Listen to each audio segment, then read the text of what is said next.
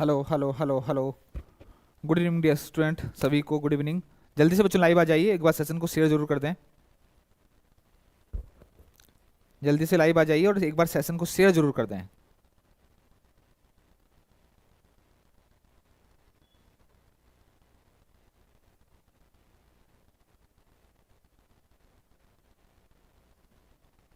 जल्दी से बच्चों लाइव आ जाइए, एक बार सेशन को शेयर जरूर कर दें, शेयर जरूर कर दें, लाइक जरूर कर दें। ज़्यादा टाइम वेस्ट नहीं करेंगे बच्चों।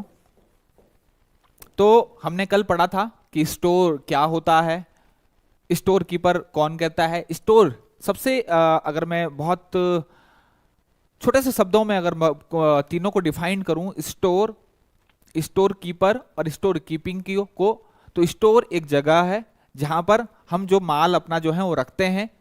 इसके अलावा और जरूरत के हिसाब से जो हम वहां से जो है उसको यूज कर लेते हैं या फिर वहां पर रख लेते हैं। स्टोर कीपर कौन है? उस माल को के रख रखाव की जिम्मेदारी जिसके ऊपर होती है, और उस रख रखाव में बहुत सारी चीजें आती हैं, ये हम चीज जो है पढ़ चुके हैं। स्टोर कीपिंग क्या है? इस पूरी व्यवस्था को, स्टोर कीपिंग को, ये पूरी जो व्यवस्था है इसको क्या बोल दिया, इस प्रोसेस को क्या बोल दिया? स्टोर कीपिंग बोल दिया। क्लियर हो गया?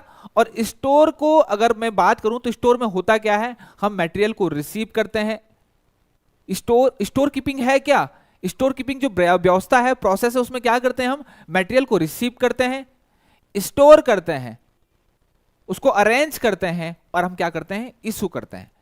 एक हाथ से माल आ रहा है, हम उसको अरेंज कर रहे हैं और रिक्वायरमेंट के हिसाब से उसको जो है इशू कर रहे हैं फाइनल प्रोडक्ट बनाने के लिए। ये इतनी सी जो है आपकी जो है स्टोर कीपिंग ये व्यवस्था है। तो कल हमने पढ़ा था बच्चों, टाइप्स ऑफ स्टोर हमने पढ़ा था, टाइप्स ऑफ स्टोर हमने पढ़ा था। और टाइप्स ऑफ स्टोर की अगर मैं बात करूं तो आप लोग कह रहे थे कि सर इंग्लिश में बच्चों मैं मैक्सिमम चीजें, लगभग सभी चीजें जो मैं हिंदी में बोलता हूं आपको, इसीलिए बोलता हूं हिंदी में ताकि चीजें जो है आप नोट कर सकें।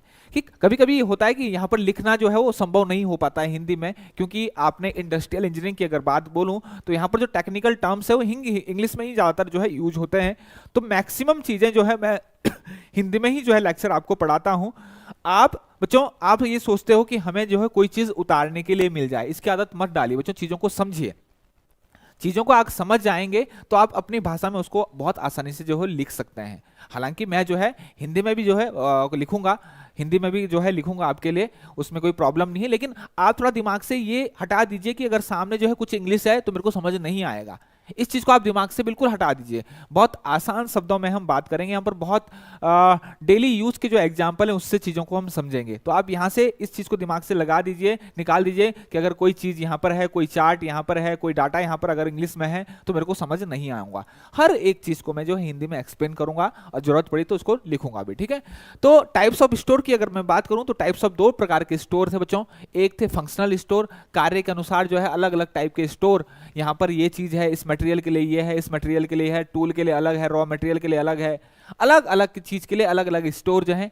एक होता है आपका फिजिकल स्टोर, और फिजिकल स्टोर में जो है लगभग सभी चीजें आती है, जैसे आपके सेंट्रल स्टोर, सब store, departmental store, group store और साइट स्टोर। ये आपके अलग अलग जो है ये आपकी फिजिकल स्टोर्स हैं। सेंट्रल स्टोर, सब store, departmental store, department retail store, departmental store आपने देखे होंगे अलग अलग प्रकार के जो आपके सपोज फॉर एग्जांपल कोई आपका जो है फिटिंग का डिपार्टमेंट है, उसके लिए एक अलग आपका जो है स्टोर है, आपका फॉर्जिंग शॉप है उसके लिए अलग जो है आपका स्टोर है, ठीक।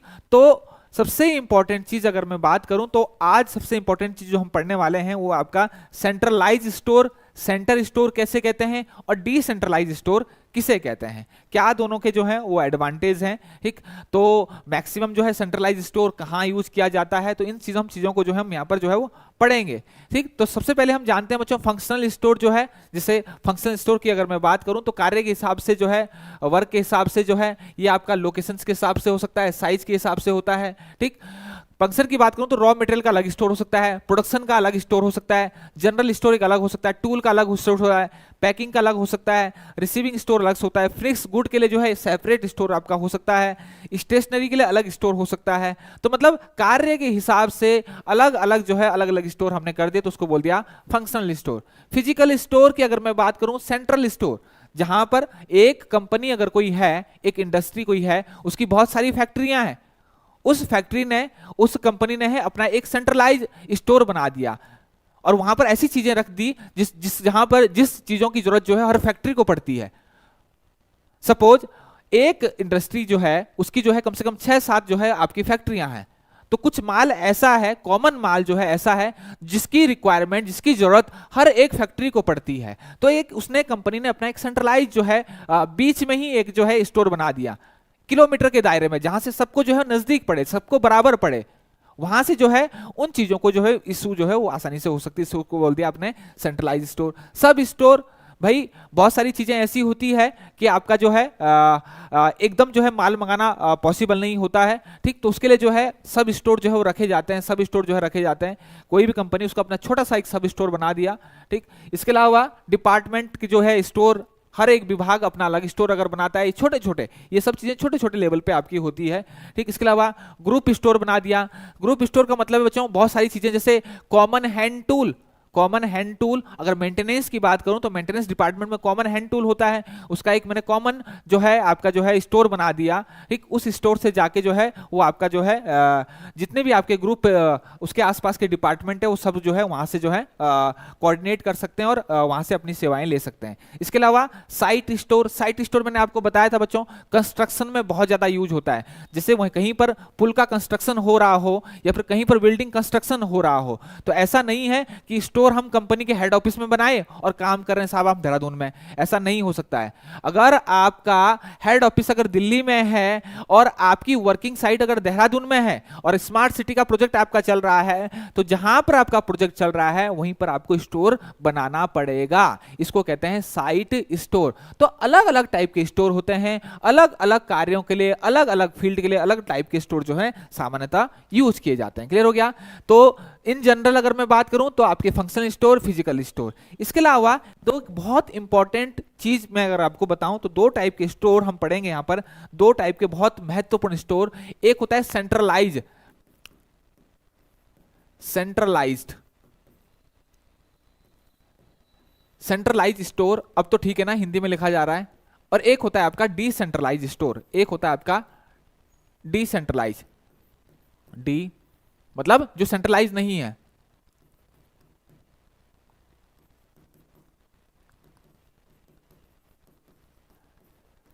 डिसेंट्रलाइज स्टोर मैं इंग्लिश में भी लिख देता हूं क्योंकि टेक्निकल टर्म है, हिंदी इंग्लिश में ही आपकी जो ज्यादातर आपको मिलेगी। सेंट्रलाइज स्टोर बहुत ज्यादा यूज होता है, बहुत ज्यादा इसे यूज होता है सेंट्रलाइज स्टोर, और इसके बहुत ज्यादा एडवांटेज भी है। एक होता है आपका डिसेंट्रलाइज स्टोर।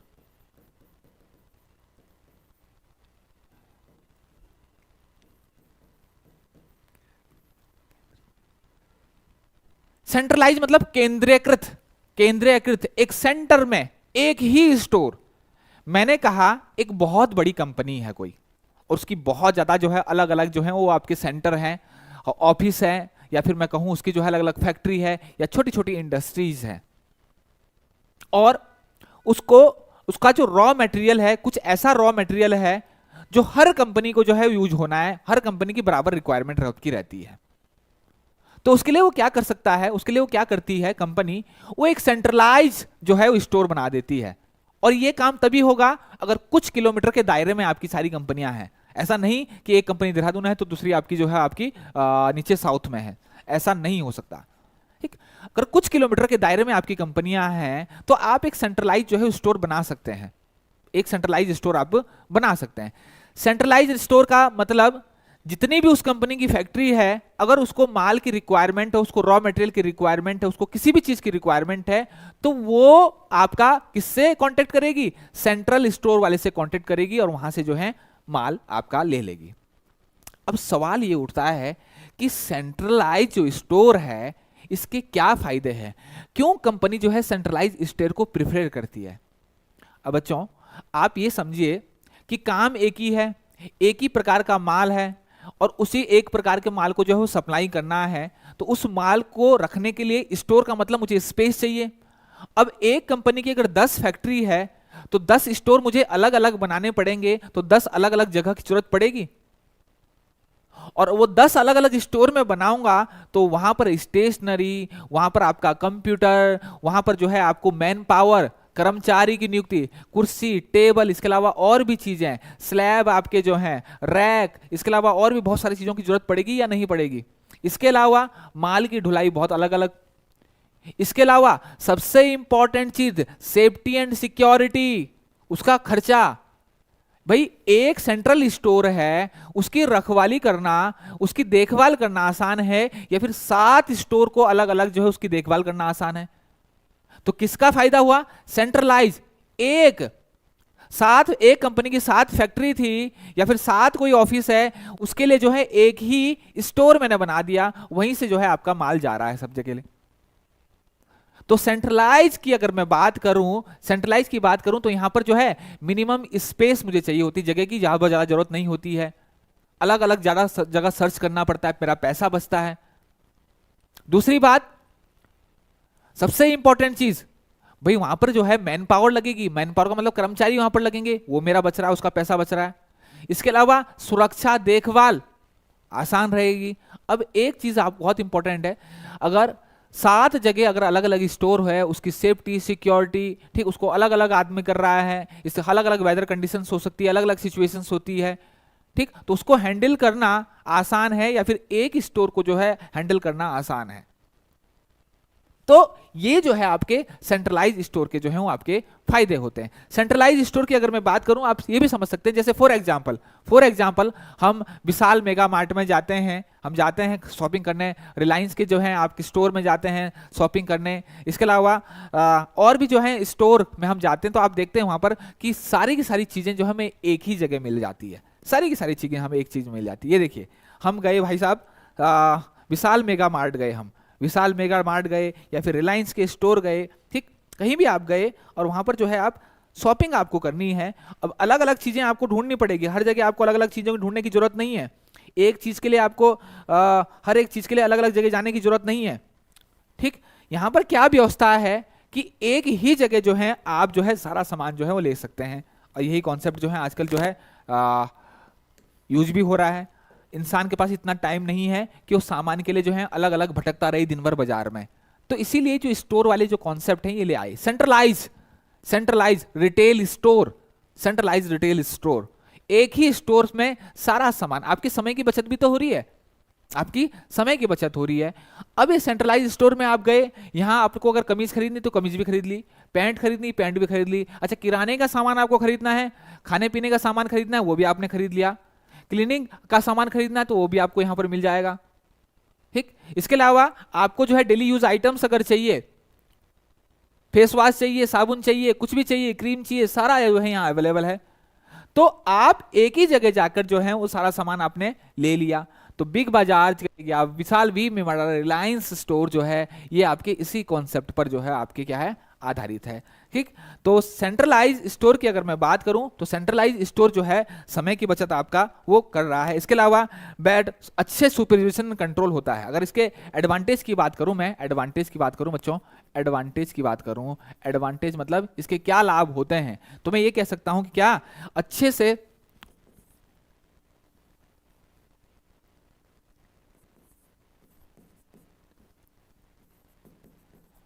देखभाल अच्छे से की जा सकती है,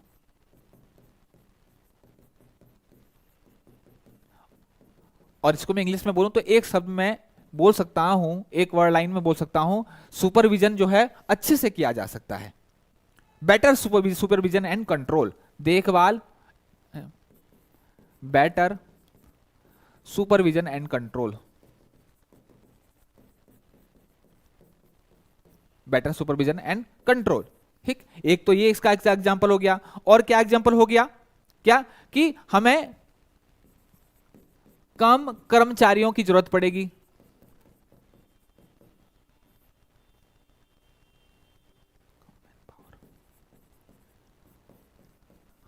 कम मैन पावर की जरूरत पड़ती है।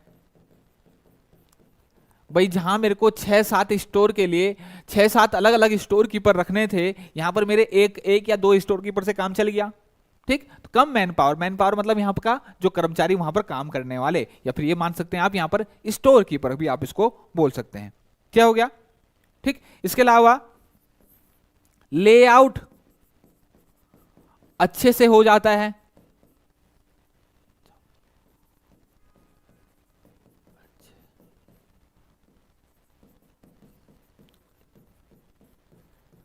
भाई 7-8 अलग बनाने, स्टोर अलग अलग बनाने से एक ही बहुत बड़ा स्टोर बनाए, जैसे मैंने आपको यहां पर दिखाया कितना अच्छा जो है, कितना अच्छा यहां पर हिसाब किताब है। यहां देखिए, ठीक, अलग अलग चीजें अलग अलग जगह रखी हुई है, अलग अलग चीजें अलग अलग रखी हुई है। फ्रेश फ्रूट्स अलग रखे हुए हैं, ब्रेड्स चाहिए तो वो अलग हैं आपके पास। इसके अलावा आपको जो है किराने का सामान, दाल वो रखना है तो वो अलग है, हर चीज के लिए अलग है। वेजिटेबल्स चाहिए तो उसके लिए अलग है। सारा की सारी चीजें जो है आपके अलग अलग जगह रखें, तो इसको कहते हैं लेआउट। लेआउट कैसे?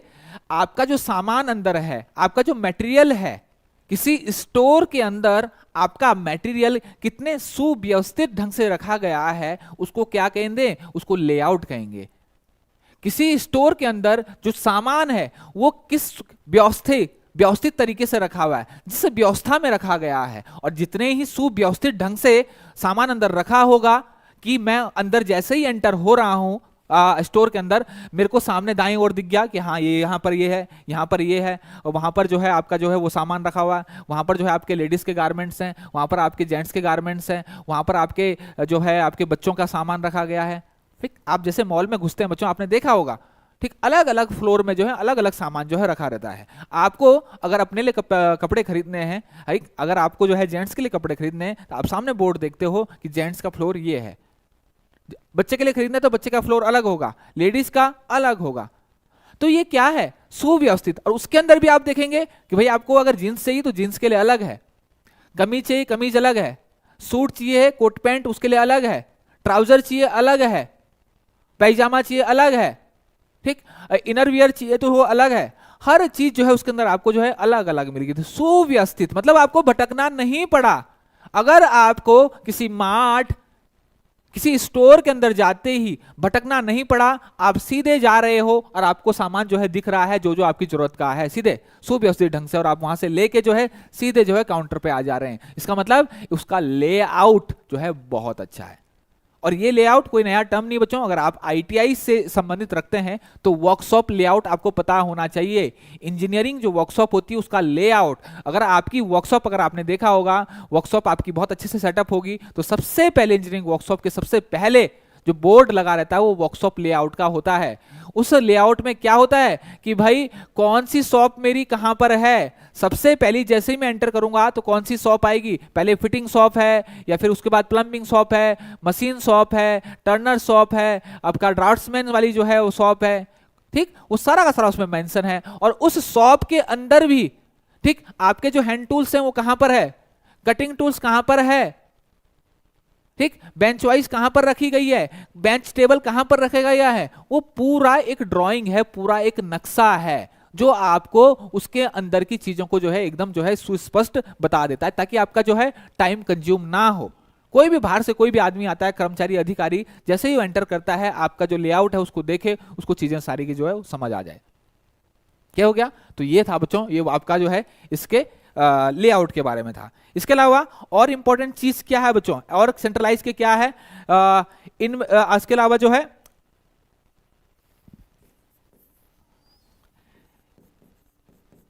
स्टॉक को मेंटेन करना, स्टॉक को मेंटेन करना आसान होता है, आसान होता है। स्टॉक को मेंटेन किसमें? सेंट्रलाइज स्टोर में। और इसको आप कह सकते हैं ऑप्टिमम स्टोर। इसके अलावा और क्या इंपॉर्टेंट चीजें हैं सेंट्रलाइज स्टोर की अगर मैं बात करूं तो, ठीक, तो उसको आज कह सकते हैं अप्रचलित, ऑब्सोलीट जिसे कहते हैं। आप कभी ने देखा होगा ना, आपने देखा होगा कि बहुत सारी चीजें हम कहीं स्टोर में ऐसी होती हैं कि पड़ी हुई है बहुत दिनों से, वो यूज में भी नहीं है, ठीक, और पड़ी है, किसी का ध्यान भी उस तरीके से जा रहा है, फालतू स्पेस घेर रहा है वो। तो सेंट्रलाइज जो स्टोर होता है वहां पर ऐसी चीजें जो है दूर से नजर में आ जाती है। अप्रचलित चीजें जो है, जो ऑब्सोलीट हो गई है, जो प्रचलन में नहीं है, उसको वहां पर स्टोर में रख के वो चीजें जो है खराब हो रही है और स्पेस का नुकसान भी कर रही है, जगह भी घेर रही है, ठीक। तो अप्रचलित चीजों की अगर मैं बात करूं तो हम दूसरे से मुझे जो है वो दिख जाती है।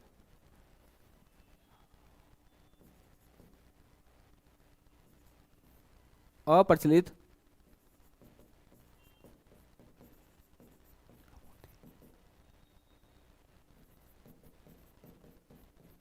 और कभी कभी ऐसा होता है छोटे छोटे स्टोर्स में क्या होता है कि कोई चीज पड़ी है और ऐसी जगह पड़ी है जहां हमारी नजर नहीं जा रही है और वो जो है बहुत पुरानी हो गई है, वो प्रचलन में ना रही नहीं, अब नहीं रह गई है, तो वो हमारे किसी काम की नहीं रही गई अब। ठीक, तो अप्रचलित चीजें कम होती है।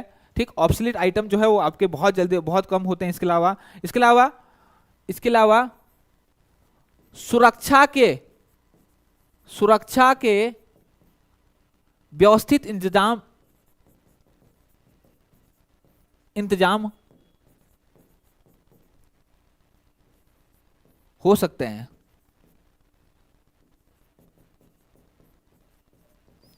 भाई एक चीज की सुरक्षा करनी है, एक ही स्टोर की सुरक्षा करनी है, ठीक, तो वहां पर क्या हो गया, आपके सिक्योरिटी अरेंजमेंट जो है वो अच्छा आसानी से जो है सुरक्षा व्यवस्थित इंतजाम किए जा सकते हैं, यहां पर किए जा सकते हैं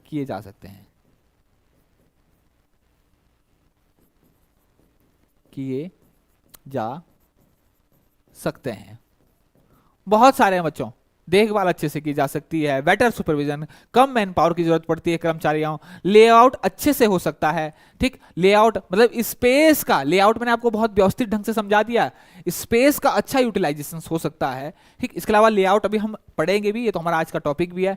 डिसेंट्रलाइज स्टोर की क्या एडवांटेज है, डिसेंट्रलाइज एडवांटेज के बाद है, लेकिन देखो सेंट्रलाइज स्टोर में एक चीज तो है बच्चों, मटेरियल हैंडलिंग जो है वो बढ़ेगी। मटेरियल हैंडलिंग मतलब सबको लेके आना पड़ेगा, तो समय तो लगेगा। देखो एक ही स्टोर है, ठीक, और 7 जो है आपके जो है डिपार्टमेंट है, 7 आपकी फैक्ट्री है, 7 या कंपनी है, उसको यहां सामान लेने आना पड़ रहा है, तो इतना तो है कि टाइम जो है वो कंज्यूम होगा, टाइम लगेगा।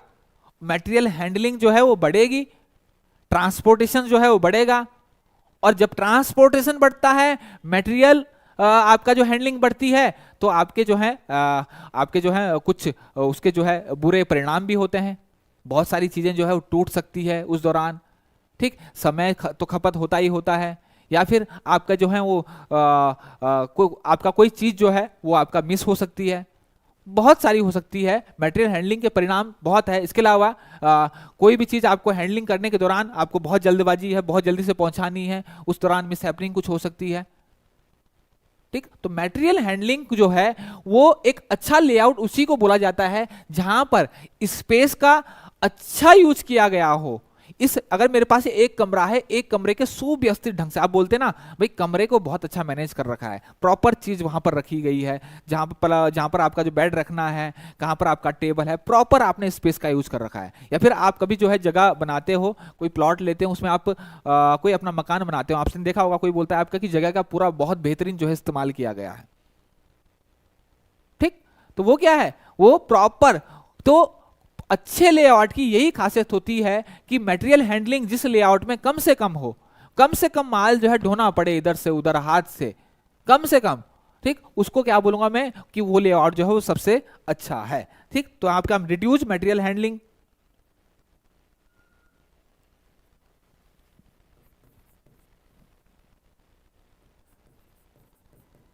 मटेरियल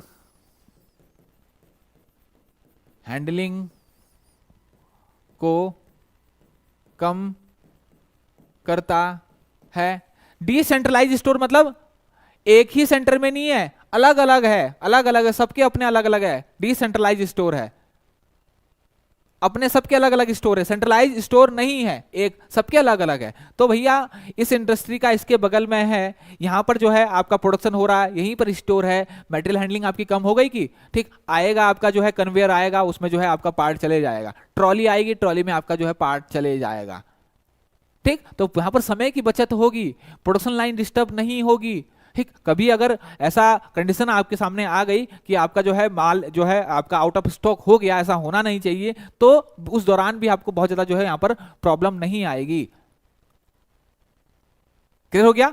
तो मटेरियल हैंडलिंग को कम करता है डिसेंट्रलाइज जो स्टोर होता है। इसके अलावा आसानी रहती है, अगर आपके स्टोर के बगल में ही आपके जो जहां पर आपका माल बन रहा है उसके बगल में स्टोर है, तो आपका डिपार्टमेंट को जो है क्या होता है, आसानी होती है।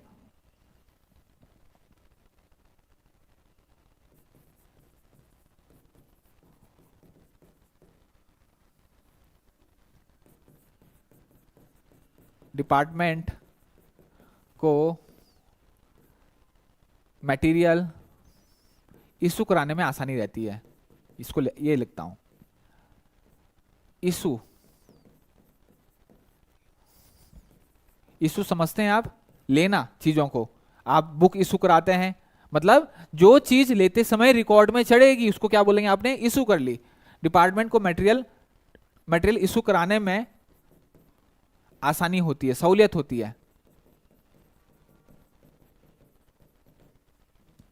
Decentralize store.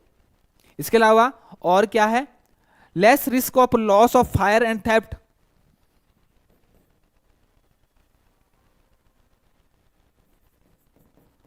आग एवं चोरी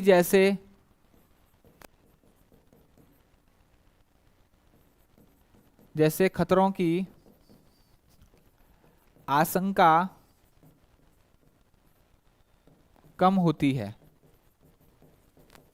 क्योंकि इंडस्ट्री के अंदर ही है, ठीक। ऐसा नहीं है कि अलग से कहीं स्टोर है, तो आग एवं चोरी जैसे खतरों की आशंका जो है यहां पर कम होती है, लेस रिस्क होती है, ठीक। इसके अलावा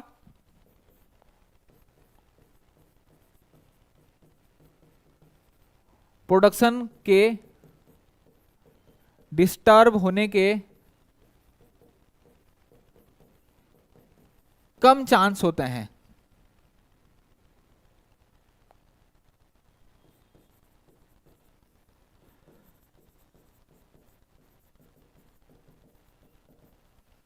भाई प्रोडक्शन डिस्टर्ब नहीं होगा, बगल में ही अगर सामान होगा तो आपका प्रोडक्शन लाइन जो है वो डिस्टर्ब नहीं होगी। क्लियर हो गया? तो ये आपके इंपॉर्टेंट चीजें थी बच्चों की, आपकी जो है सेंट्रलाइज और डिसेंट्रलाइज जो है आपके स्टोर जो है क्या होते हैं, ठीक है। तो यहाँ पर जो है, यहाँ पर सेंट्रलाइज स्टोर की अगर मैं बात करूं तो सेंट्रलाइज स्टोर की जो कमियां हैं, ये तो क्या है एडवांटेज है, लेकिन इसकी कमियां क्या है, यहाँ पर समय जो है ज्यादा लगता है, समय खर्च होता है, ठीक। प्रॉपर आदमी जो है एक चाहिए, ट्रांसपोर्टेशन होगा, इसके अलावा मटेरियल हैंडलिंग होगी, इसके अलावा समय की जो है वो खपत होगी, इसके अलावा प्रोडक्शन लाइन डिस्टर्ब हो सकती है। अचानक सपोज माल जो है पहुंचना था, माल आना था, लेकिन रास्ते में जो है कोई मिस हैपनिंग हो गई, ठीक, गाड़ी खराब हो गई, कुछ हो गया, तो उससे जो है प्रॉब्लम हो सकती है, प्रोडक्शन लाइन आपकी डिस्टर्ब हो सकती है, ठीक। इसके अलावा अगर मैं बात करूं तो यहाँ पर डिसेंट्रलाइज स्टोर की अगर मैं बात करूं तो यहाँ पर हर स्टोर के लिए सुरक्षा के लिए अलग अलग इंतजाम जो है वो करने पड़ते हैं, वो यहाँ पर अलग बात है। क्लियर हो गया? तो ये यहाँ पर जो है सस्ता अगर मैं बोलूं तो सेंट्रलाइज स्टोर जो है मैं सस्ता पड़ता है। क्लियर हो गया? अब अगर हम बात करें बच्चों तो अब हम पढ़ते हैं लेआउट, ठीक। अब हम पढ़ते हैं सबसे इंपॉर्टेंट चीज, यहां पर ज्यादा लग गया समय लिखने के कारण, लेआउट। ये क्या है? Store layout. स्टोर लेआउट बहुत इंपॉर्टेंट है, स्टोर के लेआउट। और मैंने कहा ना लेआउट बहुत ही इंपॉर्टेंट जो है वो टॉपिक है किसी भी चीज के लिए। और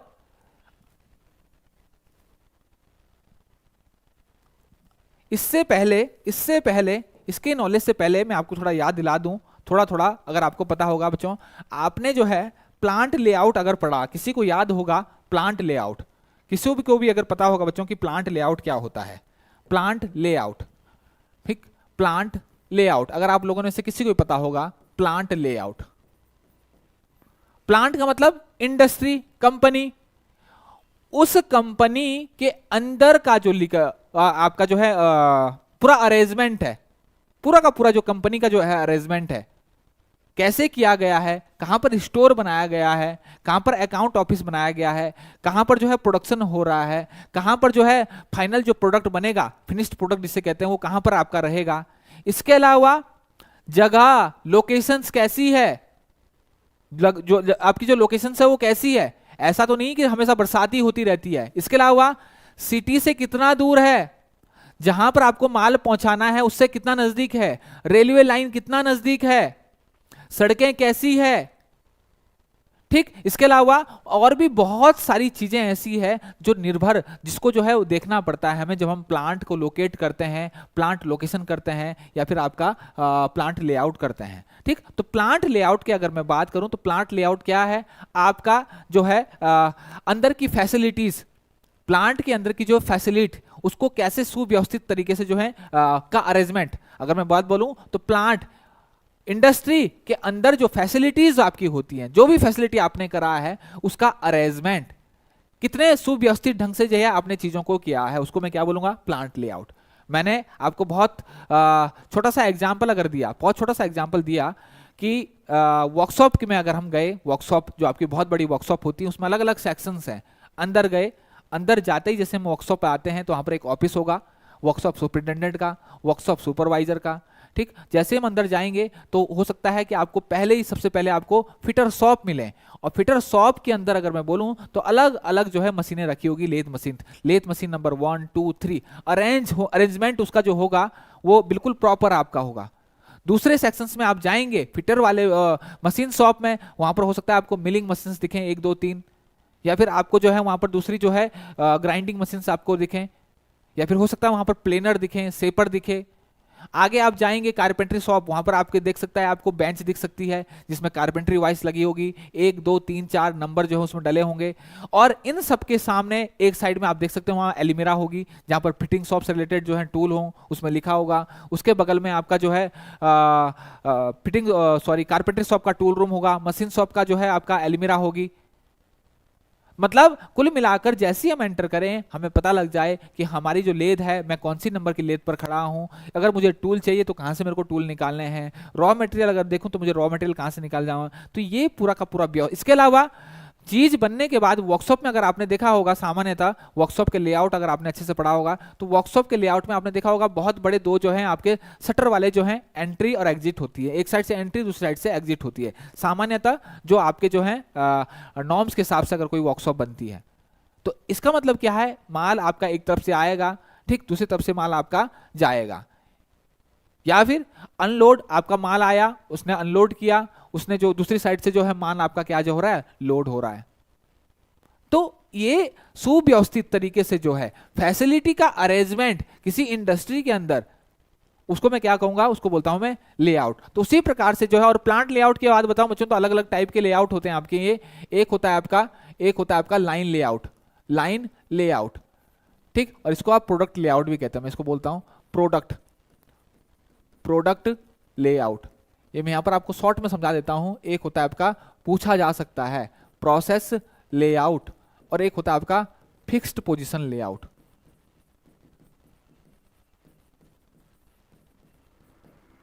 मैंने कहा कि प्लांट लेआउट, प्लांट का मतलब इंडस्ट्री का लेआउट किस किस तरीके से आपका हो सकता है, एक होता है प्रोडक्ट लेआउट, एक होता है प्रोसेस लेआउट, एक होता है fixed position layout. Product layout को लाइन लेआउट भी कहते हैं। क्यों? क्योंकि वहां जैसे आपने देखा होगा असेंबली लाइन में प्रोडक्शन जैसे होता है, जैसे आपने देखा होगा मोटर बाइक जो आपकी बनती है, हीरो बाइक आपने बनते हुए देखा होगा यूट्यूब पे, कैसी बनती है आपकी, एक तरफ से जो है शुरुआत में जो ढांचा है आपका जो है फिट होता है, और दूसरी तरफ से जो है आपकी बाइक बनकर तैयार होती है। निरंतर जो है हर सेकंड में जो है आपकी बाइक जो है वो बन रही है, सेकंडों के हिसाब से, मिनट में आपका जो है बाइक बनकर जो है बाहर हो जा रही है। एक तरफ से आपका जो है उसकी बॉडी जो है, बाइक की बॉडी है, उस पर जो है एंटर हुई, उस बॉडी पर सारे पार्ट जो है आपके लग रहे हैं, और दूसरी तरफ से जो है निकल रही है, तो इसको बोलूंगा प्रोडक्ट लेआउट। मतलब इसको दूसरी भाषा में दूसरा प्रोडक्ट लेआउट की बात की अगर मैं कहूं तो इस प्रोडक्ट लेआउट को लाइन लेआउट भी कहते हैं। ठीक, दूसरे शब्दों में इसको लाइन लेआउट भी कहते हैं। लाइन लेआउट में मतलब क्या है, आपके जितने भी टूल और मशीनरी है, जितने भी टूल और मशीनरी है वो किसके, उसके जो रिक्वायर्ड फंक्शन है, रिक्वायर्ड प्रोसेस है, उसके हिसाब से जो है लगे हुए हैं। यहां पर जो है आपको टायर फिट करना है, पूरी असेंबली लाइन है, कहीं पर टायर फिट करने वाले होंगे आपके, तो कहीं पर लाइट फिट करने वाले होंगे, कहीं पर आपकी जो इंजन है उसको फिट करने वाले होंगे, कहीं पर आपका जो है सीट आपका फिट करने वाले होंगे, अलग, मतलब पूरी लाइन में, पूरी जो लाइन है उसमें जो मशीन और टूल है वो अकॉर्डिंग टू रिक्वायरमेंट कैसे रखे गए हैं, अकॉर्डिंग टू रिक्वायरमेंट, सारे के टूल या फिर आपके मशीन्स। प्रोसेस लेआउट की अगर मैं बात करूं, जैसे फॉर एग्जांपल की अगर मैं बात करूं बच्चों, फॉर एग्जांपल अगर मैं बात करूं,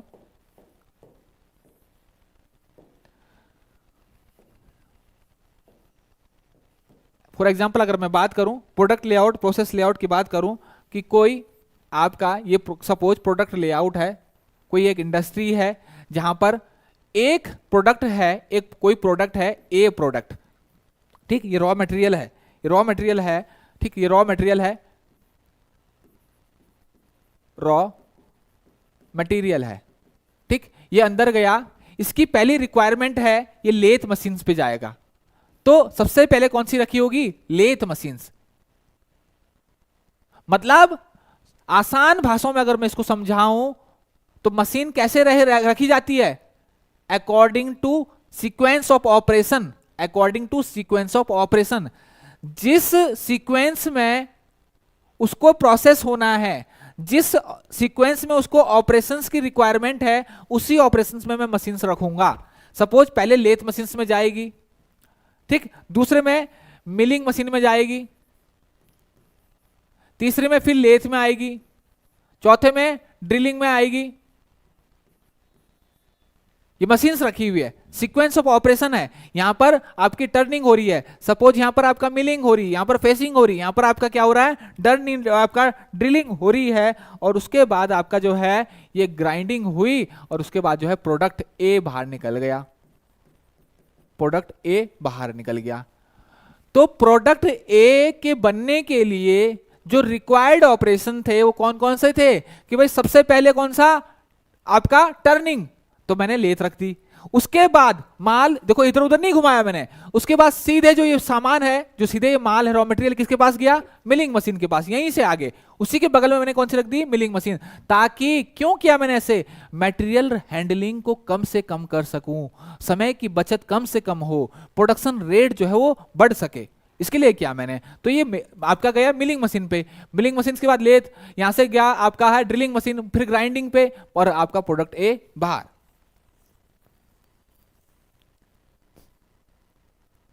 दूसरा प्रोडक्ट रॉ मटेरियल अंदर गया, इसकी रिक्वायरमेंट क्या थी, बहुत ज्यादा नहीं थी, इसकी क्या थी, पहले मिलिंग में गया, फिर आपका जो है ड्रिलिंग में गया, उसके बाद ड्रिलिंग में गया, और उसके बाद उसकी ग्राइंडिंग हुई, फिनिशिंग हुई, और प्रोडक्ट भी बाहर।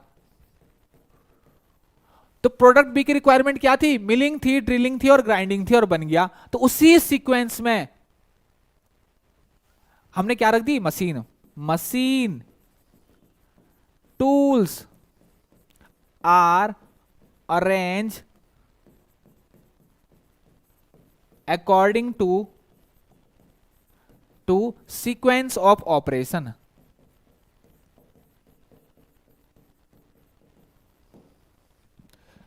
मशीन और टूल को आपके कैसे अरेंज किया जाता है, कैसे रखा जाता है, सीक्वेंस ऑफ ऑपरेशंस के हिसाब से।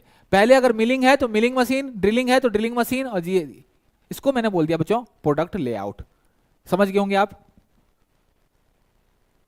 ठीक, समझ गए होंगे। ये कौन सा है, प्रोडक्ट लेआउट। अब बच्चों मैं आपको प्रोसेस लेआउट अगर बता दूं, हो सकता है थोड़ा सा टाइम ज्यादा लग जाए, ठीक, तो क्लास आप अब क्योंकि बहुत इंपॉर्टेंट है बच्चों, इससे क्वेश्चन पूछे जाते हैं। प्रोसेस लेआउट मैंने कहा था वो पहला कौन सा था, प्रोडक्ट लेआउट।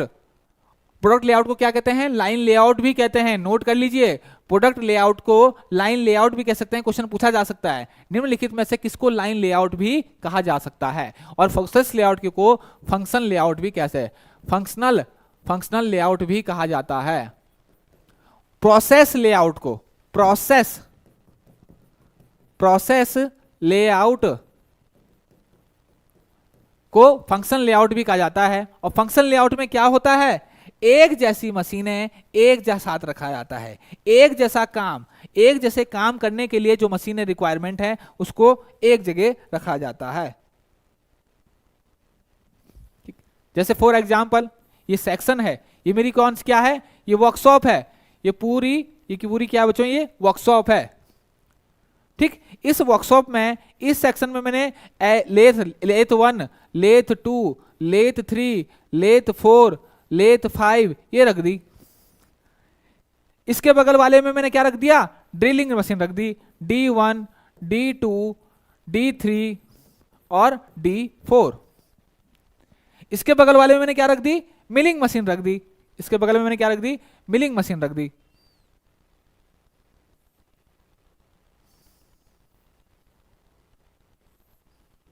यहां पर मैंने M1, M2, M3, M4 ये मिलिंग मशीन रख दी।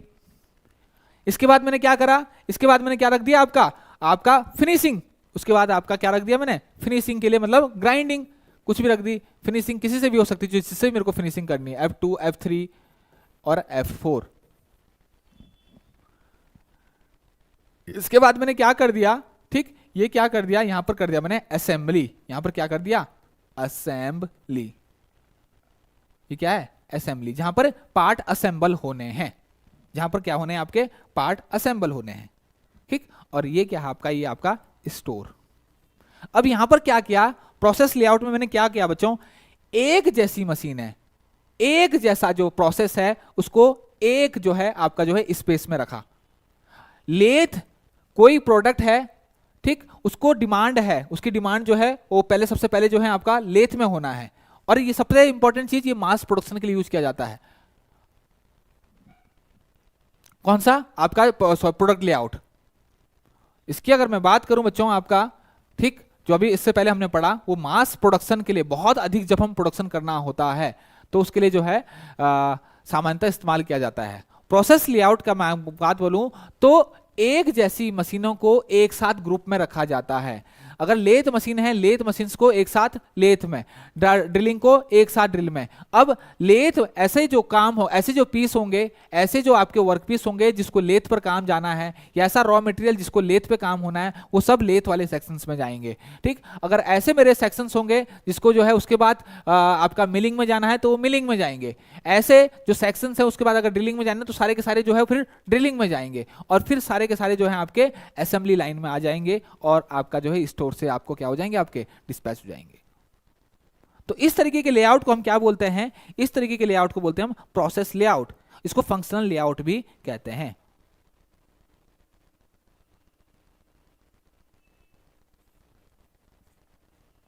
ठीक, इसको मैं बोल सकता हूं, इसको मैं लिख सकता हूं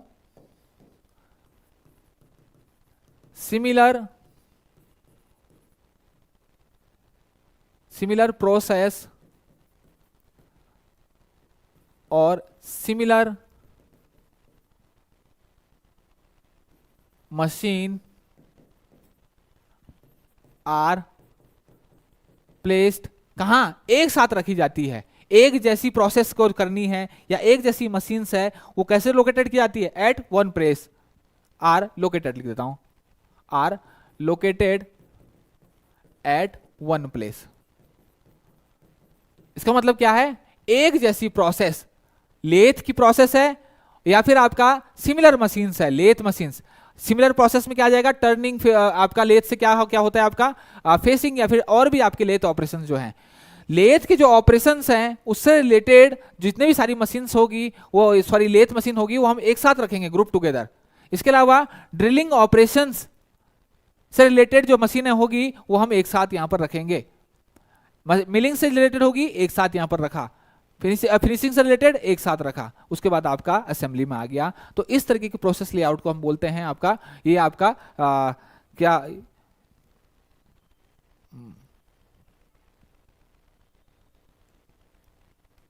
एक आपका बच गया बच्चों, एक आपका बच गया, उसको भी करा ही देते हैं। जब यहां पर पढ़ ही लिया, थोड़ा सा डाइवर्ट हम हो ही गए। तो सिमिलर मशीन और similar process are group together, ठीक। माल आएगा, अगर सारा का सारा लेथ वाला काम जो है लेथ वाले के पास जाएगा, मिलिंग वाला मिलिंग वाले के पास जाएगा, ड्रिलिंग वाला ड्रिलिंग वाले के पास जाएगा, ठीक है।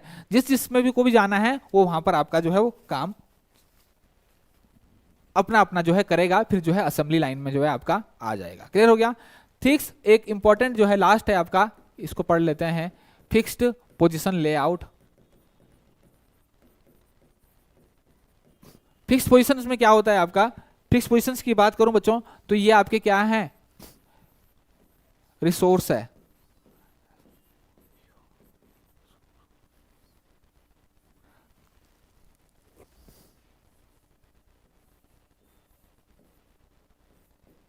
रिसोर्स, ठीक। फॉर एग्जाम्पल आपको जो है, आपको फॉर एग्जाम्पल आपको जो है एक शिप बनाना है। ये क्या बनाना है, ये क्या है आपके शिप है।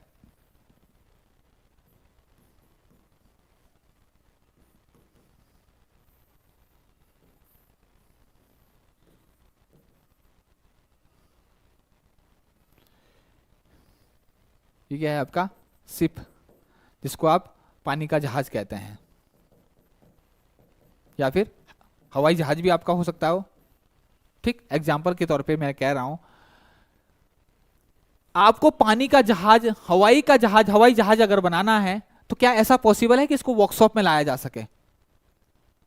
जहां पर इसको बना रहे हैं, मैन हो, आदमी हो, मशीन हो, टूल हो, इसी के पास जाना पड़ेगा और यहीं पर इसको जो है वो बनाना पड़ेगा।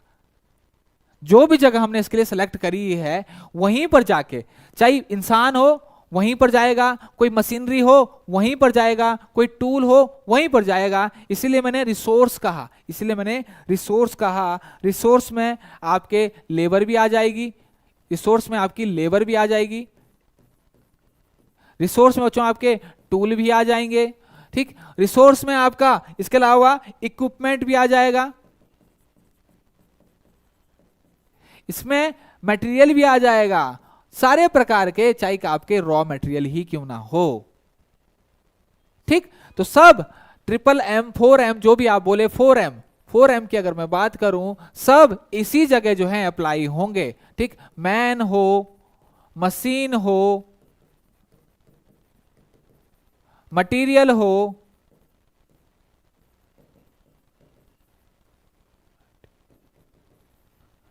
मेथड हो, मनी हो, सब इसी जगह इन्वेस्ट होगा। ठीक, यहीं पर आके मतलब सबको जो है अपना काम करना होगा।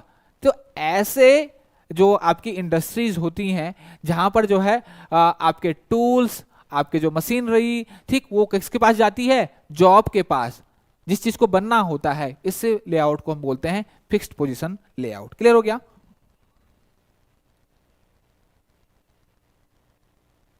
क्लियर हो गया? इसके अलावा हम क्या थे बच्चों? स्टोर लेआउट की अगर मैं बात करूं तो स्टोर लेआउट क्या होता है मैं आपको पहले ही बता चुका हूं। क्या होता है? Physical arrangement of store facility. क्या होता है? Physical arrangement of store facility. Store की फैसिलिटी का भौतिक व्यवस्था, स्टोर की फैसिलिटी की भौतिक व्यवस्था। ठीक, कहां पर जो है क्या रखा गया है, कहां पर जो है कैसे, कितने सुव्यवस्थित ढंग से जो है आपने चीजें रखी है, कहां पर जो है आपने बिन्स रखे हैं, कहां पर जो है आपका जो है ट्रे रखी गई है, कहां पर आपका रैक है, कहां कितने अच्छे से सेल्फ रखे हुए हैं, ड्रम रखे हुए हैं, इसके अलावा आपने जो है बैरल्स रखे हुए हैं, जो भी चीजें उसके अंदर रखी हुई हैं, कितने सुव्यवस्थित ढंग से रखा है। इसके अलावा किस सीक्वेंस में रखा हुआ है। ऐसा तो नहीं है कि एक मटेरियल ऐसा है जिसकी मुझे बहुत ज्यादा जरूरत पड़ी है और वो रखा हुआ आपने लास्ट में। भाई जब आप लेआउट पढ़ते हैं बच्चों, तो लेआउट में आपको सबसे इंपॉर्टेंट ध्यान ये देखना है कि जो चीज मेरी सबसे ज्यादा जरूरत की होती है वो मैं सबसे ऊपर रखता हूं। भाई मेरी टेबल पे वो किताब जो है वो रखी रहती है जो मेरी सबसे ज्यादा यूज होती है। जो चीजें मेरी किताब मेरी बहुत ज्यादा यूज की नहीं होती है वो मैं कहां पर रख देता हूं? अपनी अलमीरा पे। अपने टेबल पर मैं वही किताबें रखता हूं जो किताबें मेरी यूज की हो। तो यहां पर सेम वही चीज है बच्चों। लेआउट आपका ऐसा होना चाहिए कि आपका जो है आपका मटेरियल जो फ्लो हो, उसका जो सीक्वेंस हो वो प्रॉपर हो। इसके अलावा एक इंपॉर्टेंट चीज, ऐसा नहीं होना चाहिए कि कोई चीज आ रही पहले और आपकी जो है आपकी कोई भी चीज, सीक्वेंस का मतलब ये है कि जो चीज जो स्टॉक ओल्ड हो गया उसकी खपत पहले होनी चाहिए। सपोज कोई माल है जो आज आया, कुछ माल आपका कल आया, कुछ माल आपका एक हफ्ते बाद आया, तो लेटेस्ट कौन सा आया होगा आपका माल? एक हफ्ते बाद। तो खपत आपकी पहले किसने करनी? जो अभी आज आया वो आपका पुराना हो गया, उसके बाद आया, उसके बाद की खपत एक हफ्ते बाद वाला जो है वो उसके बाद आपकी खपत करनी। मतलब कुल मिलाकर मैं बात करूं तो old stock should be consume first. जो पुराना स्टॉक है उसको पहले खपत करनी है। भाई आपने देखा होगा, गांव में आपने देखा होगा, हम राशन स्टोर करते हैं, गेहूं जो भी हमारा निकल रहा है राशन स्टोर करते हैं। हम जब स्टोर करते हैं तो क्या करते हैं? ऐसा तो नहीं करते हैं कि भाई हमने जो एक बार राशन पूरा नीचे रख दिया, ठीक, उसके ऊपर हम उड़ेलते रहो और वो पुराना का पुराना ही रह गया और हम खा रहे हैं ऊपर वाला बस। तो वो तो पुराना जो स्टॉक होगा वो तो वैसे ही खराब हो जाएगा, उसमें तो वैसे ही जो है आपके घुन लग जाएंगे। तो हम किसको करते हैं? जो चीज पुरानी होती है, जो चीज पहले की आई होती है उसको हम पहले कंज्यूम करते हैं। हम घर में भी राशन लेके आते हैं बच्चों, पहले कौन सा कंज्यूम करते हैं, जो अभी लेटेस्ट आया है वो, या फिर पुराना वाला? भाई जो पुराना वाला खत्म हो जाए तभी तो हम दूसरा जो है कंज्यूम करते हैं। अब हम क्या कर रहे हैं, हम बच्चों सामान जो है वो स्टोर करते जा रहे हैं, करते जा रहे हैं, करते जा रहे हैं। अब हमने क्या कर दिया, जो सबसे लेटेस्ट लेके आ रहे उसको कंज्यूम कर लिया, और जो आपने पहले लेके आया था उसको कंज्यूम नहीं किया। तो ऐसे में तो उसका नंबर कभी आएगा ही नहीं, वो खराब हो जाएगा, waste of money, waste of time. ठीक, तो इन सब चीजों को हमने ध्यान देना है। Proper sequence of best flow of material. ठीक, वो मटेरियल आपका नजदीक होना चाहिए, वो मटेरियल आसानी से, वो मटेरियल जो है आप जैसे ही एंटर कर रहे हैं तो वो मटेरियल शुरू के सेल्फ में रखा हो, जिस मटेरियल की मुझे सबसे ज्यादा जरूरत पड़ती है, जिस मटेरियल की सबसे ज्यादा जरूरत होती है। Old stock should be consume first. पुराना स्टॉक जो है उसकी खपत पहली होनी चाहिए। इसमें हम एक चीज पढ़ेंगे, इसमें हम और एक चीज पढ़ेंगे, first in first out, FIFO. एक होता है last in first out, first in first out. जो पहले आया वो पहले जाएगा, पहले आया पहले जाएगा। एक होता है लास्ट इन, सबसे लास्ट में आया और सबसे पहले जाएगा, तो इसको भी हम पढ़ेंगे। ठीक, ये क्या है, ये भी आपका जो है सीक्वेंस ऑफ मटेरियल फ्लो है। इसके अलावा store nearest two point of use. Store जो होना चाहिए बच्चों वहां पर आपके जो है नजदीक होना चाहिए, जहां पर जिसकी डिमांड है, जहां पर जो है डिमांड आपकी हो रही है, स्टोर से जहां पर आपकी पूर्ति हो रही है, माल की सप्लाई हो रही है, वहां से जो है स्टोर जो है वो नजदीक होना चाहिए। इसके अलावा समय की बचत, आपका स्टोर का लेआउट जो ऐसा होना चाहिए जो कम समय की बचत करे। ठीक, ऐसा ना हो कि बहुत ज्यादा जो है आपका जो लेआउट हो ऐसा हो कि आपको जो है भटकना पड़ रहा है स्टोर के अंदर, आपको चीजें मिल नहीं पा रही हो, या फिर चीजें सुव्यवस्थित ढंग से ना रखी हो, तो उसमें क्या है, समय की बर्बादी। इसके अलावा पैसे की बचत, समय बचेगा कुछ भाई इंडस्ट्री लाइन में बच्चों, समय की बचत मतलब पैसे की आपकी बचत। ठीक, इसके अलावा सामान में कम से कम ट्रांसपोर्ट हो। एक इंपॉर्टेंट चीज मैं आपको यहां पर बता दूं बच्चों, एक इंपॉर्टेंट चीज बता दूं कि गुड लेआउट, सबसे गुड लेआउट किसे कहेंगे, सबसे सबसे अच्छा लेआउट हम किसी कहेंगे, सब एक अच्छा लेआउट हम उसी को कहेंगे, एक अच्छा लेआउट हम उसको कहेंगे जिसमें मटेरियल हैंडलिंग कम से कम हो। नोट कर लीजिए, एक अच्छा स्टोर लेआउट हम उसको कहेंगे जिसमें मटेरियल हैंडलिंग कम से कम हो, स्टोर का ज्यादा से ज्यादा यूज, स्टोर का जगह का अधिकतम इस्तेमाल हो सके। जिस स्टोर में जगह का अच्छे से इस्तेमाल होगा उसको हम क्या बोलेंगे, ये लेआउट अच्छा है। मटेरियल हैंडलिंग कम से कम होनी चाहिए। ये आपका जो है इंपॉर्टेंट ऑब्जेक्टिव होते हैं गुड लेआउट के, स्टोर लेआउट के। बहुत इंपॉर्टेंट चीज था। क्लियर हो गया? ठीक, इसके अलावा अगर मैं बात करूं बच्चों, मैं अगर बात करूं तो एक स्टोर लेआउट जो है आपका कैसा होना चाहिए, कैसा होना चाहिए, मैं आपको थोड़ा सा बता देता हूं। एक स्टोर का लेआउट आपका कैसा होना चाहिए। स्टोर का लेआउट कुछ आपका इस तरीके का आपका होना चाहिए, और ये मैं आपको क्यों बता रहा हूं, क्योंकि बेसिक क्वेश्चन यहां पर पूछ लिए जा सकते हैं। सपोज ये आपका स्टोर है, ठीक, ये आपका ये आपका एंट्रेंस है, ये एंट्रेंस है, एंटर, और ये आपका एग्जिट है। फॉर एग्जाम्पल स्टोर आपका कैसा होना चाहिए, ठीक, इस तरीके से आपका स्टोर होना चाहिए बच्चों।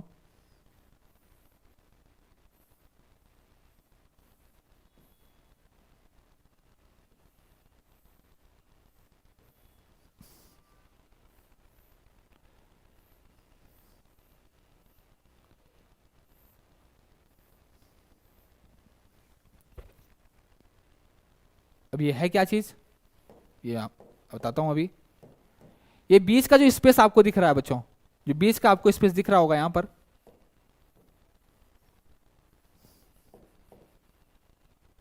इस बीच का जो आपको स्पेस दिख रहा है, बीच का खाली, एग्जिट से लेकर और एंटर तक, एग्जिट से लेकर एग्जिट तक, इसको बोलते हैं, ये वाला स्पेस कर रहा हूं मैं, ये वाला स्पेस, ये यहां से ये वाला स्पेस, ठीक, ये पूरा का पूरा स्पेस जो है इसको कहते हैं, इसको कहते हैं मेन एसिल। मेन एसिल क्या कहते हैं इसको, main aisle, sorry AISLE, sorry AISLE। Aisle होता है बच्चों, एसएल होता है आपका, एसएल को हम क्या कह सकते हैं, एसएल होता है आपका लेन या फिर गलियारा।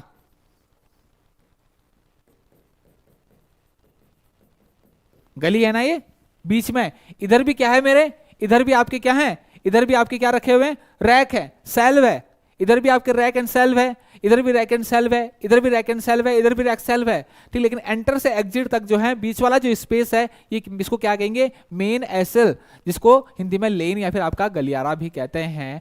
और इसकी जो दूरी होनी चाहिए बच्चों, इसकी जो दूरी होनी चाहिए वो आपके 1.5 से 3 मीटर होनी चाहिए। कितना, ये स्पेस जो है कौन सा, ये वाला स्पेस, ये सॉरी ये वाला स्पेस, ये वाला स्पेस, ये स्पेस जो दिख रहा है बीच में जो गली है, ये वाला जो बीच में है, ये कितना होना चाहिए, ये कितना, 1.5 से 1.5 से 3 मीटर।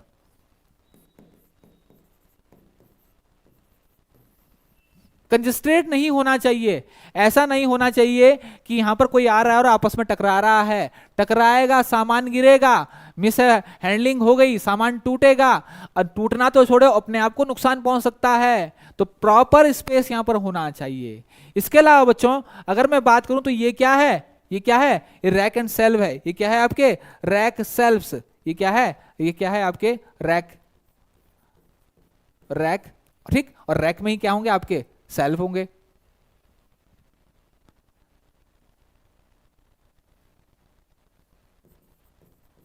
रैक सेल्फ, ठीक, rack self, rack, rack self, rack, ठीक, इस तरीके से। और यहीं पर आपने सामान रखा होगा भाई,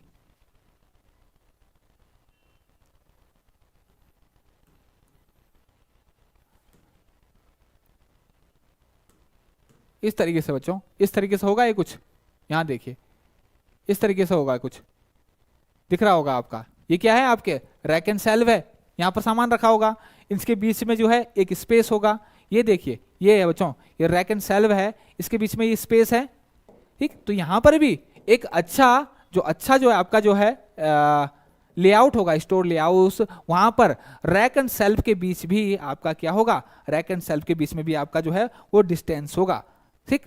रैक एंड बीन्स में भी मिनिमम 80 सेंटीमीटर वाइड, ये क्या है आपका, कितना होना चाहिए आपका 80 सेंटीमीटर वाइड, 80 सेंटीमीटर वाइड, ठीक। सपोज यहां से घुस के किसी को जो है यहां पर सामान जो है अंदर देखना है, इस वाले इसमें देखना है, तो यहां पर जो है आपका स्पेस होना चाहिए कितना, लगभग 80 सेंटीमीटर वाइड आपका होना चाहिए। तो इसको बोलेंगे आप एक गुड आपका जो है क्या है लेआउट है, किसका, स्टोर का, गुड लेआउट इसको हम बोल सकते हैं। क्लियर हो गया, क्लियर हो गया। इसके अलावा और भी आपकी बहुत सारी जो है टर्मिनोलॉजी है बच्चों, इसके अलावा और भी बहुत सारी टर्मिनोलॉजी है, वो मैं आपको बता देता हूं। जैसे ये क्या चीज है,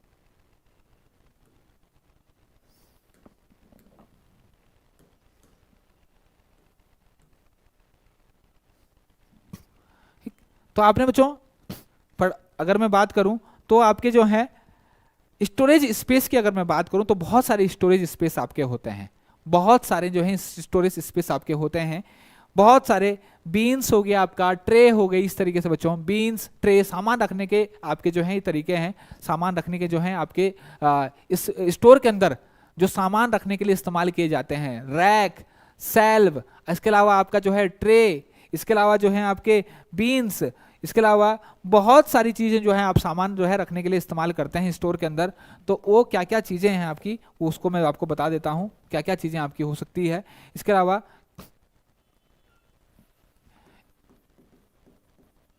स्टोरेज स्पेस, स्टोरेज के लिए स्पेस, ठीक। स्टोरेज के लिए जगह कौन कौन सी आपकी हो सकती है, सामान्य से पता होना चाहिए आपको। प्लेटफॉर्म, बहुत बड़ी इंडस्ट्री अगर कोई है वहां पर प्लेटफॉर्म भी होती है, और प्लेटफॉर्म बहुत बड़े बड़े भी होते हैं। ऐसा भी हो सकता है कि इंडस्ट्री के अंदर ही आपकी जो है वो ट्रेन जो है माल उतार रही है, ठीक। तो प्लेटफॉर्म्स। इसके अलावा और क्या आपका होता है, फ्लोर स्पेस, कुछ सामान होते हैं जिसको हमने फ्लोर पे रखना होता है, जमीन पर रखा जाता है, उसको किसी टेबल पे या फिर आपका डब्बे पे, रैक पे या फिर आपका सेल्फ पर, कहीं पर नहीं रखा जा सकता है, फ्लोर के लिए जगह रखा है। इसके अलावा रैक, सेल्फ्स, रैक, सेल्फ्स, ये सब क्या है, जिस पर सामान रखे जाते हैं स्टोर के अंदर। इसके अलावा आपके जो हैं beans tray, beans tray, tray beans में बहुत बारीक सामान रखना है, इसके लिए हम यूज कर सकते हैं। इसके अलावा ड्रम, बैरेल, लिक्विड रखने के लिए सामान्यतः पूछा जा सकता है, ड्रम, बैरेल, ठीक, लिक्विड रखने के लिए जो है स्टोर के लिए सामान्यतः ये सब चीजें जो है हम इस्तेमाल करते हैं, किसमें, स्टोर में। क्लियर हो गया, क्लियर हो गया।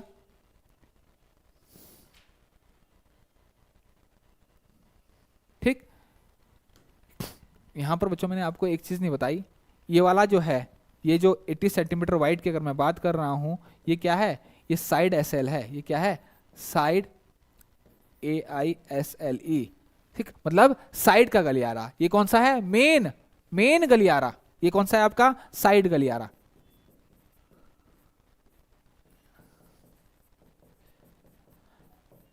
ऐसा ना हो कंजस्टेड हो रहा हो और हमारी जो है कंधे से टक्कर लगी और चीजें जो है वो गिर जाए। प्रॉपर स्पेस होना चाहिए मूवमेंट के लिए, ठीक। ये आपका स्टोरेज स्पेस है। स्टोरेज स्पेस की अगर मैं बात करूं, उसके बाद हम सीक्वेंस फॉर स्टोरेज,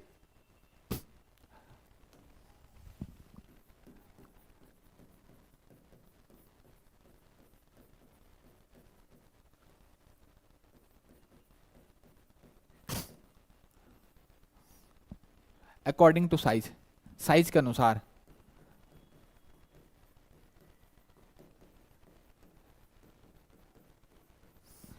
साइज के अनुसार सीक्वेंस फॉर स्टोरेज। तो सबसे बात करूं तो सबसे पहले आती है यूनिट। यूनिट की बात अगर करूं तो यूनिट क्या है आपका, यूनिट क्या है, smallest space for storage. Storage के लिए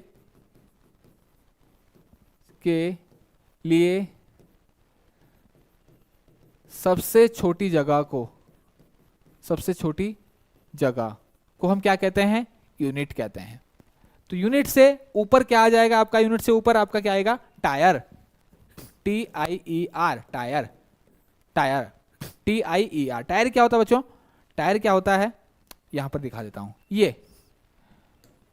ये 3 टायर फ्लोर स्टैंडिंग रेनेट, ये क्या है आपका, 1 टायर, 2 टायर, 3 टायर, 4 टायर। ये क्या है, 4 टायर, ठीक। जैसे आपने देखा होगा सामान रखने के लिए एक के ऊपर एक, एक के ऊपर एक, जब आपके जो रैक होते हैं, एक के ऊपर एक जब रैक होते हैं उसको कहते हैं टायर। 1 tyre, 2 tyre, 3 tyre. सामान रखने के लिए एक के ऊपर जो है कितने रैक है, यहां पर 3 रैक है, तो इसको बोलेंगे 3 टायर, ठीक। तो एक छोटी सी यूनिट स्पेस, इसको मैंने बोल दिया यूनिट, इसको बोल दिया पूरे को क्या बोल दिया, टायर। क्या बोल दिया, टायर। क्लियर हो गया। तो टायर की अगर मैं बात करूं, टायर क्या बच्चों, ये क्या है,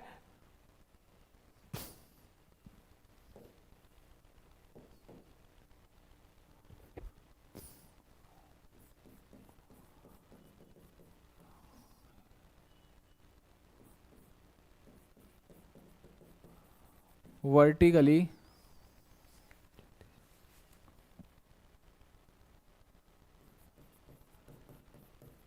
रखी गई यूनिट्स, ठीक। कैसे रखी जाती है इसको, वर्टिकली, जो उसको बोलेंगे टायर। ऊंचाई कितना ही भी आपका हो, वर्टिकली रखी गई यूनिट्स जितने भी यूनिट हो, 1 2 3 4 5 6 7 8 9, कितने भी यूनिट हो, वर्टिकली रखी यूनिट्स को मैं क्या बोलूंगा, टायर। 1 टायर इसमें यूनिट्स होगी, 2 टायर इसमें यूनिट होगी, 3 टायर्स में कुछ यूनिट्स होगी, 4 टायर कैसे रखी गई है, वर्टिकली। कैसे रखी गई है, वर्टिकली। तो वर्टिकली आपके जितनी भी यूनिट्स रखी गई है उसको मैं क्या कहूंगा, उसको मैं बोलूंगा टायर। इसको दूसरी भाषा में ये लिख सकता हूं, number of unit placed vertically. इसको मैं क्या सकता हूं, number of unit placed vertically. इसको number of units place vertically. Bore नहीं होना बच्चों, थोड़ा पूरा थ्योरेटिकल है, ठीक, पूरा थ्योरेटिकल है, बोर नहीं होना है। इंडस्ट्रियल है थोड़ा सा बोरिंग सब्जेक्ट है, इसमें कोई डाउट नहीं है। तीसरा है बच्चों आपका रो। रो सबसे छोटी यूनिट, फिर आपकी टायर, फिर आपकी रो, पूरी लाइन, स्टोरेज के लिए पूरी आपकी लाइन, पूरी रो। और रो क्या है आपकी, रो क्या है, number of unit join together.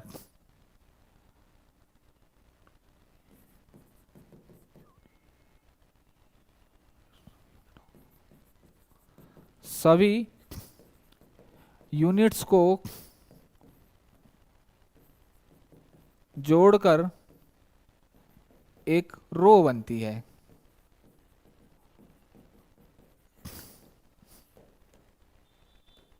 यहां पर देख रहे हो बच्चों आप यहां पर देखोगे आप, ये आपका एक रो, एक आपका दूसरा रो, ये देखो ये रो, ये रो, ये तो एक यूनिट है, एक यूनिट, ठीक। ये क्या है आपके टायर। और इन यूनिटों को अगर मैं मिला दूं, इन यूनिटों को अगर मिला दूं एक लाइन में, तो क्या बन गई आपकी, एक रो। क्या बन गई, एक रो। क्लियर हो गया। तो ये आपको पता होना चाहिए। सभी यूनिट को जोड़कर बड़ी यूनिट जो होती है वो क्या होती है आपकी, सेक्शन। क्या होती है आपकी, सेक्शन, सामान्यतः स्टोर बैग। और ये क्या है, सबसे बड़ी यूनिट या फिर group of row, group of row, सभी रो का ग्रुप को क्या बोल दिया मैंने, सेक्शन। एक सेक्शन फिटर के लिए, एक वर्कशॉप, किसी वर्कशॉप में फिटर का एक सेक्शन है, ठीक। उसके अंदर जो है ये सब चीज आपको मिलेगी, रो मिलेगी, टायर मिलेगी, यूनिट मिलेगी। उसके अंदर उसके अलावा दूसरा सेक्शन है आपका कारपेंट्री का, उसके बाद अलग सेक्शन है, अलग अलग स्पेस जो अलग अलग जो शॉप के लिए है उसको मैंने क्या बोल दिया, सेक्शंस बोल दिया। क्लियर हो गया। तो ठीक है बच्चों, आज के लिए इतना ही। थोड़ा सा क्लास थोड़ा सा बड़ी हो गई, कोई नहीं, मिलते हैं बच्चों कल इसी टाइम पे। कल हम बहुत इंपॉर्टेंट चीज जो है इन्वेंट्री डिस्कस करेंगे। अब जो है बच्चों बहुत ज्यादा बोरिंग आपका नहीं रहेगा, क्योंकि बोरिंग जो है पहला ही जो है आपका जो है थोड़ा सा 1-2 लेक्चर आपके बोरिंग थे। तो ठीक है बच्चों, ओके, बहुत बहुत धन्यवाद आपका। कैसा लगा बच्चों आपको सेशंस, जरूर कमेंट करिएगा। और सेशंस को बच्चों शेयर जरूर करिएगा, फॉरवर्ड जरूर करिएगा। अगर आपको जो है मजा आ रहा है तभी जो है कंटिन्यू करके जो है फायदा है, ठीक। तो बच्चों ओके, बहुत बहुत